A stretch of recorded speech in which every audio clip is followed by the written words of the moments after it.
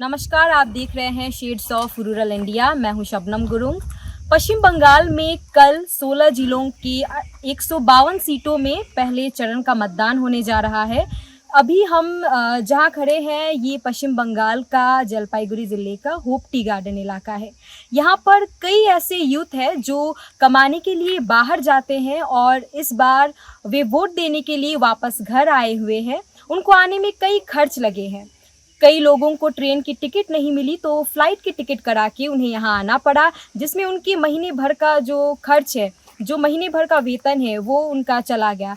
और कुछ यूथ पहली बार वोट दे रहे हैं, चलिए हम उनसे बात करते हैं और उनसे जानने समझने की कोशिश करते हैं कि उनका जो वोट है वो कितना मायने रखता है उनके लिए और उनके लिए क्यों ज़रूरी है।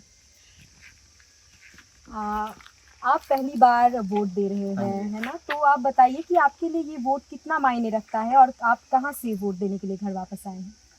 As a first time voter कि इंडिया जैसे डेमोक्रेसी में हर एक वोट इम्पोर्टेंट है।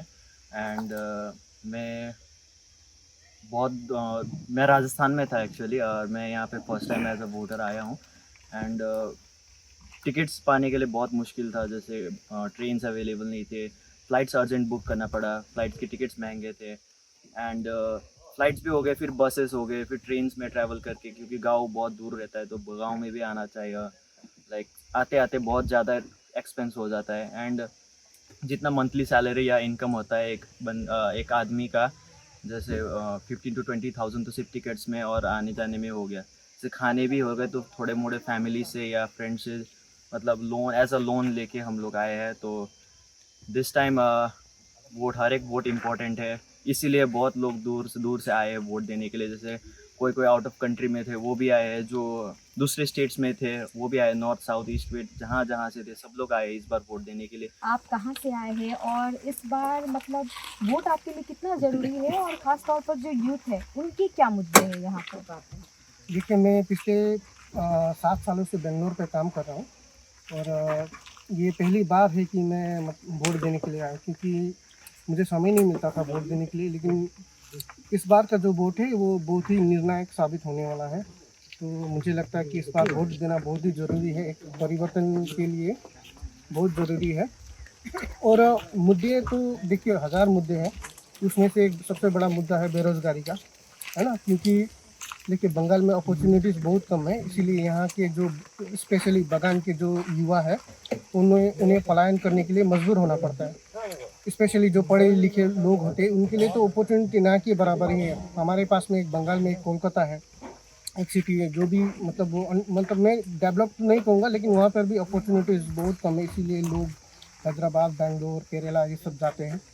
और यही यही एक मजबूरी है युवा के लिए।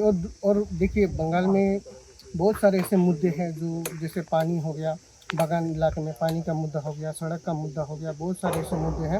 और मुझे लगता है कि ये इस बार का वोट जो है ये एक मतलब बहुत ही निर्णायक होने वाला है। तो मैं सभी से अपील करना चाहूँगा कि प्लीज़ अपना मतदान कीजिए और एक सही, है ना, एक सही नेता या एक सही पार्टी को चुनिए। बस मैं यही कहना चाहता हूँ। ये बताइए कि यहाँ के जो यूथ है उनके लिए उनके क्या मुद्दे हो सकते हैं यहाँ की? देखिए, मैं औरों के बारे में तो बता नहीं सकता, लेकिन एज ए मैं यूथ, है ना, मैं चाहूँगा कि मेरे बंगाल भी कर्नाटक जैसे जहाँ मैं कर्नाटक में काम करता हूँ स्टेट, उसी तरह से डेवलप हो। सो मुझे लगता है कि अभी बंगाल में परिवर्तन बहुत ही ज़रूरी है ना? स्पेशली आईटी इंडस्ट्रीज़ हो गया, इंफ्रास्ट्रक्चर हो गया, सब कुछ है बंगाल के पास में, है ना? मुझे लगता है कि सब कुछ है बंगाल के पास में, लेकिन वो एक होता है ना, एक डेवलपमेंट, है ना? डेवलपमेंट माने, देखिए डेवलपमेंट का मतलब ये नहीं है कि खाली सड़कें बनवाओ, घर पे पानी लेके आओ। ये डेवलपमेंट का एक हिस्सा है, लेकिन ये डेवलपमेंट नहीं है। मैं मानता हूँ डेवलपमेंट जैसे कर्नाटक जहाँ पे जॉब अपॉर्चुनिटीज़ है ना? देखिए कर्नाटक में हम लोग जहाँ पे काम करते हैं वहाँ के कर्नाटक के लोगों के पास में इतना अपॉर्चुनिटी है कि मतलब उनको मतलब ये सब का टेंशन ही नहीं है। उन लोगों को ये वोट ये सब से मतलब ही नहीं है, क्योंकि उनके पास में इतना अपॉर्चुनिटी, उनको सोचने का मौका ही नहीं है वहाँ पे, है ना? तो बंगाल में भी ऐसा होना चाहिए और मुझे लगता है कि बंगाल के पास में वो पोटेंशियल है। ये बताइए कि आप बाहर से आए हैं, है ना, एक वोट देने के लिए, तो ये आना आपको क्या मतलब आप आसानी से आ पाए या फिर आपको कुछ दिक्कतों का सामना करना पड़ा? एक्चुअली दिक्कतें तो बहुत सारे थे। मतलब हम लोग का ट्रेन का टिकट्स नहीं मिल रहा था। ठीक है, फ़्लाइट तो वैसे भी बहुत हाई, मतलब हाई प्राइस वाला था। तो हम लोग ऐसा पहले, अगर हम लोग को एग्जैक्ट डेट पता चलता तो हम लोग 1 महीना या तो 1.5 महीना आगे करता। उस टाइम हम लोग को थोड़ा कॉस्ट ही नहीं पड़ता। ठीक है, अराउंड 7 to 8 थाउजेंड में हो जाता है। सैलरी के हिसाब से कहा जाए तो आने जाने का तो मतलब उसमें आता भी नहीं है। खाली आने का हम लोग का अराउंड मेरा 20,000 दिया आने का खाली, और रिटर्न रिटर्न टिकट तो मैं अभी तक किया ही नहीं। तो देखते हैं अभी रिटर्न टिकट कैसे करेंगे। मैं अभी इधर इधर ढूंढ के करना पड़ेगा, क्योंकि सैलरी तो हम लोग का उतना नहीं है। ठीक है, ऑन दैट केस मतलब अभी बहुत मुश्किल हो रहा है आने जाने का। वोट देने के लिए क्यों आए? बस एक ही चीज़ है, एसआईआर की वजह से। आज लोग डर के मारे यहाँ पे अपना गांव पे वोट देने के लिए आए हुए हैं। कई सारे लोग आज भी आ रहे हैं, कई सारे लोग आज अपना गांव पहुंचने वाले हैं।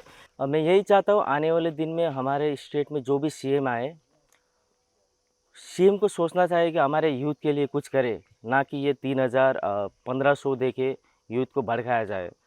हमें रोज़गार चाहिए, हमें काम करना, बाहर जाना ना पड़े। हम लोगों को ये चीज़ चाहिए, हमारा स्टेट पे हम लोगों को काम मिले।